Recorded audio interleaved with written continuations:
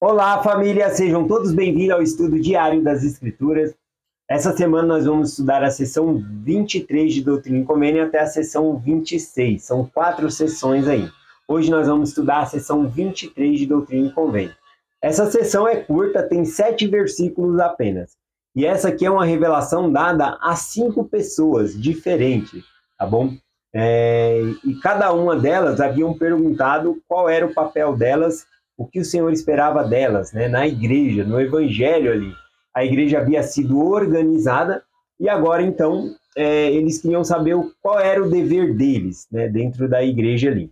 Tá bom? Então, essas 5 pessoas vão fazer essa pergunta e essa revelação vem a elas, por meio de Joseph Smith ali. Essas pessoas são Oliver Cowdery, né, também Hyrum Smith, que é o irmão de Joseph Smith, Samuel Smith, que também é irmão de Joseph Smith, e o pai de Joseph Smith, né, Joseph Smith Sr. E também Joseph Knight, tá bom? O pai da família Knight lá também recebe essa revelação aqui. Então vamos lá, vou começar lendo aqui o primeiro versículo. O primeiro e o segundo versículo aqui é uma revelação dada a Oliver Cowdery, tá bom? Vamos lá. Versículo 1 diz assim: Eis que te digo algumas palavras, Oliver. Eis que abençoado és e não estás sobre condenação alguma. Esse termo, né, que foi usado aqui, não está sobre condenação alguma, a gente vai ver sendo repetida nas outras revelações aqui, exceto na de Joseph Knight, tá bom? Todos os outros aqui o Senhor vai falar, não está sobre condenação alguma. O incomum entre as 4 pessoas que receberam essa palavra de não estar em condenação alguma é que elas haviam se unido à igreja, elas haviam sido batizadas, tá bom? E o batismo é para a remissão de pecados, tá bom? Quem pagou os nossos pecados é Jesus Cristo, por meio do seu sacrifício expiatório, tá bom? Mas ele exige que nós sejamos batizados para entrar no reino de Deus. Então, o batismo é para a remissão de pecado. Então, esses 4 primeiros aqui, o Senhor vai dizer essas palavras. Não está sobre condenação alguma, né? E a Joseph Knight, né, que ainda não havia sido batizado, ele não vai dizer essas palavras. Bom, então aqui eu acredito que seja por conta do batismo. Bom, vocês devem estar ouvindo aí o barulho do vizinho tá trabalhando ali, mas esse aqui é o tempo, né? Que eu estava esperando ele terminar ali de trabalhar, mas ele tem muito serviço. Então a gente vai seguindo aqui o nosso estudo. Nem sempre quando a gente vai estudar a escritura vai estar mó silêncio.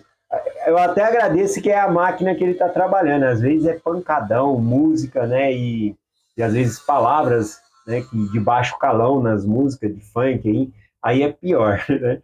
Mas fica a dica, a gente tem que estar sempre estudando as escrituras, independente, né, da dificuldade que nós tenhamos. Nem sempre o ambiente vai ser o mais favorável, mas a gente tem que estudar as escrituras, tá bom? Alimentar o nosso espírito. Então aqui o Senhor disse a Oliver Cowdery, não está sobre condenação alguma. E disse também, acautela-te, porém, contra o orgulho, para que não caias em tentação. Essa não é a primeira vez, né, que o Senhor adverte Oliver Cowdery contra o orgulho. Essa palavra acautela-te, né, é para tomar cuidado, ir com cautela, tá bom? Está sendo advertido. Por quê? Oliver Cowdery a gente vai ver que ele tem esse problema com o orgulho. Talvez por ele ser professor, ter um conhecimento maior ali do que Joseph Smith, ele era apenas um ano mais novo do que Joseph Smith. Então, em muitas coisas, ele deixou o orgulho subir, né, para o coração dele, e ele vai chegar até um ponto de se afastar do evangelho, né, vai ficar 10 anos fora da igreja por conta desse orgulho. Então, a gente vê já desde aqui o Senhor advertindo ele contra o orgulho. Se desse ouvido a essas palavras, ele ficaria firme dentro do evangelho, tá bom? Então, o Senhor fala para cautelar aqui contra o orgulho. Vamos lá, o versículo 2, ainda falando de Oliver Cowdery, diz assim: Dá a conhecer o teu chamado à igreja e também ao mundo, e teu coração está aberto para pregar a verdade de agora em diante e para sempre. Falando aqui do dever dele, que é fortalecer, né, pregar o evangelho à igreja e também ao mundo. Versículo 3 foi dado aqui a Hyrum Smith, diz aqui: Eis que te digo algumas palavras, Hyrum, pois também não está sobre condenação alguma, e teu coração está aberto e tua língua desatada, e o teu chamado é para exortar e fortalecer a igreja continuamente. Portanto, o teu dever será para com a igreja eternamente, isso por causa de tua família. Então aqui fala, né, que Hiram Smith, a parte que me chamou a atenção aqui é que a tua língua está desatada. A seção 11 de Doutrina e Convênio, quando ele pergunta, né, a Joseph Smith, qual que é o meu papel, como que eu posso ajudar, né? Ele estava ansioso para pregar o evangelho e naquela época de perseguição ali, o Senhor pegou e falou assim, não vai pregar agora, primeiro você vai estudar a minha palavra, depois a sua língua vai ser desatada. E aqui a gente vê o cumprimento dessa palavra, né? Que a língua dele foi desatada. Vou ler aqui rapidinho, ó, Doutrina e Convênio 11, versículo 21. Ele tinha dito assim a Hiram Smith: não procures pregar minha palavra, mas primeiro procura obter minha palavra. E então a tua língua será desatada. E então, se o desejares, terá o meu espírito e a minha palavra. Sim, o poder de Deus para convencer aos homens. Então, aqui já na seção 23, versículo 3, a gente vê o cumprimento dessa palavra, que a língua dele está desatada agora e ele pode pregar.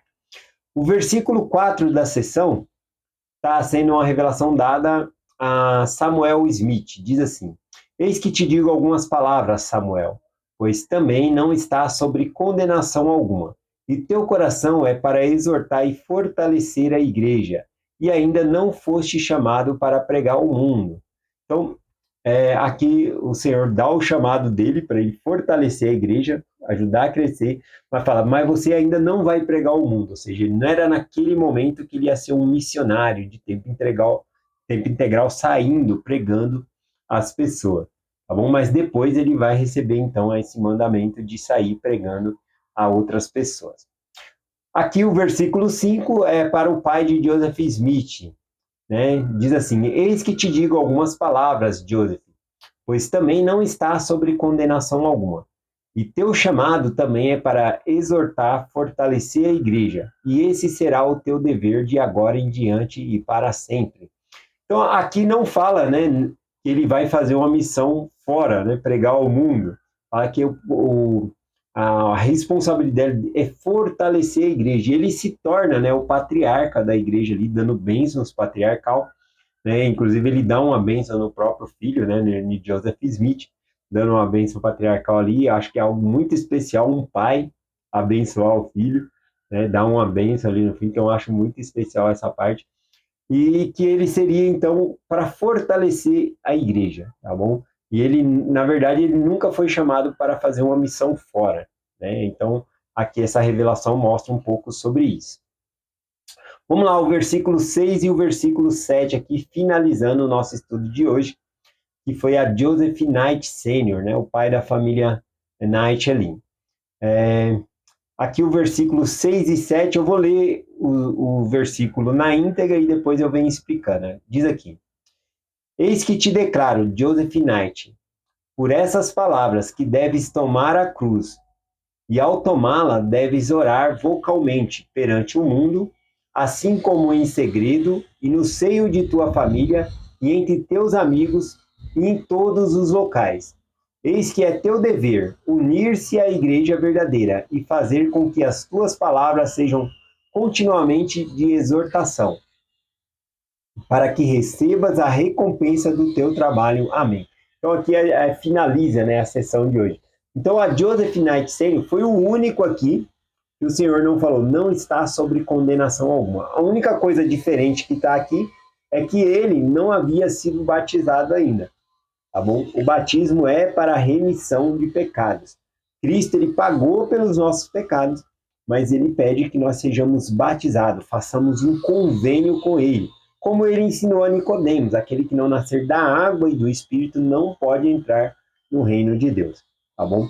Então a Joseph Knight, ele fala o contrário, ele fala o seu dever é unir-se à igreja verdadeira, tá bom? Então ele coloca aqui nessas palavras.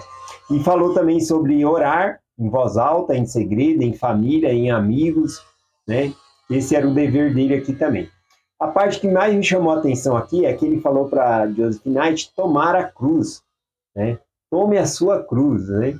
A gente vê que Jesus Cristo ensinou isso no Novo Testamento. O que significa tomar a cruz, né? Por exemplo, lá em Lucas 9, versículo 23, diz: Se alguém quiser vir após mim, negue-se a si mesmo, tome a sua cruz e siga-me. Esse é o convite, né, do Salvador. O que significa negar? Negar negar a si mesmo, tomar a cruz. A cruz, né, na época em que Cristo falou ali, o que significava? Era a pior forma de morte que existia, era uma forma de morte vergonhosa, tá bom?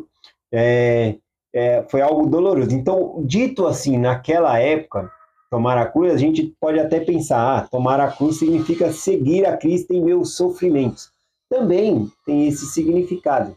Se foi exigido de nós que nós soframos ou até perdamos a vida para seguir a Jesus Cristo, que assim o façamos. Porém, quando fala tomar a cruz aqui, tem muito mais significados do que nós pensamos, porque a cruz, apesar de ser um instrumento de morte, na época, ela se torna para nós um símbolo de vida, um símbolo no qual de amor, no qual Jesus Cristo se submeteu à vontade do Pai, tá bom? Em todas as coisas para que nós pudéssemos ser salvos. Então, tomar a cruz aqui é um sinal de amor, é um sinal de sacrifício, né? Uma promessa de vida, tá bom? Pela cruz, né, que nós recebemos todas essas promessas. Aqui, vou compartilhar com vocês aqui em Gálatas capítulo 2, versículo 20, né? Porque também quando o Senhor fala tomar a cruz e seguir, né, foi na cruz que ele pagou pelos nossos pecados. Então, quando é tomar a cruz, significa Cristo, ele submeteu-se à vontade de Deus. Então, os nossos desejos também devem morrer, né, com a cruz e nos tornar um novo homem. Se tem algo... Olha, a minha esposa não é a minha cruz, o seu marido não é a sua cruz, os filhos não podem ser a nossa cruz. Eles podem até nos ajudar no caminho, mas a cruz é uma renúncia nossa. Renunciar ao quê? Né? Ao pecado. Não é que Deus ele quer que nós renunciemos desejos pecaminosos. É isso que ele quer. Ele quer que nós renunciemos a desejos pecaminosos. Então, ele quer que nós renuncie aquilo que é ruim para nós mesmos.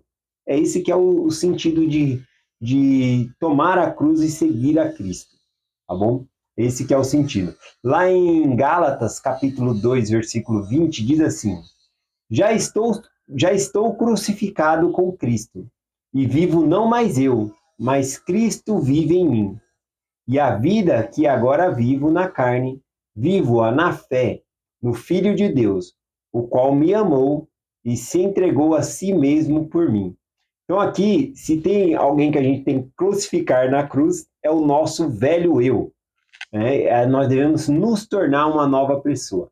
Crucificar os pecados, né? Quando vem aquele desejo ali, nós fica quieto, crucifica lá o pecado lá, os desejos ruins e seguir a Cristo. Não? Então é esse o significado, né? Um dos significados aqui sobre tomar a cruz e seguir a Cristo, tá bom? Então é uma renúncia dos nossos desejos, mas que desejos? Não é que Deus não quer que a gente que seja feliz, ele quer que renunciemos a desejos iníquos, a desejos pecaminosos, porque isso é o nosso fim. Então nós devemos crucificar essas coisas, tá bom? E seguir a Cristo. Aqui o termo é diferente, ele fala, quem quiser vir após mim, tome a tua cruz, não é para tomar a cruz de Cristo. Ele não está dizendo que nós devemos ser crucificados, mas sim crucificar aquilo que é ruim, nos tornando uma nova pessoa. Tá bom? É essa mensagem que eu compartilho com vocês hoje. Em nome de Jesus Cristo. Amém. Até amanhã.